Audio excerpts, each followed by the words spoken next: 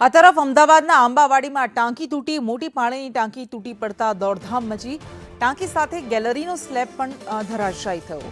ટાંકી તૂટી પડતા મકાનમાં લોકો ફસાઈ ગયા અને આખરે ફાયરની ટીમ પહોંચીને લોકોને સુરક્ષિત બહાર કાઢ્યા। તો આંબાવાડી વિસ્તારની આ ઘટના છે કે જ્યાં આઝાદ ફ્લેટની પાણીની ટાંકી તૂટી પડી હતી। સિન્ટેક્સની હેવી પાણીની ટાંકી ફાટતા દોડધામ મચી હતી।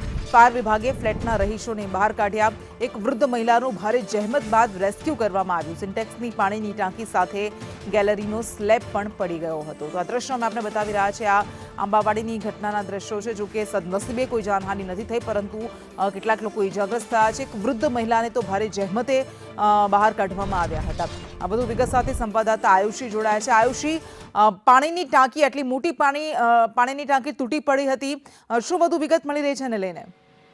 કૃષ્ણા, આજે આંબાવાડી વિસ્તારમાં આવેલ જે આઝાદ ફ્લેટ છે ત્યાંની આ જે અત્યારની ઘટના સામે આવી છે કે જેમાં સિન્ટેક્સની ટાંકી કે જે ટેરેસ પર લગાવવામાં આવી હતી તે એકાએક જ જે ફાટી ગઈ અને જેના કારણે જે આખો સ્લેબ છે ફ્લેટના ગેલેરીનો તે પણ આખો ધરાશાયી થઈ ગયો, પડી ગયો હતો।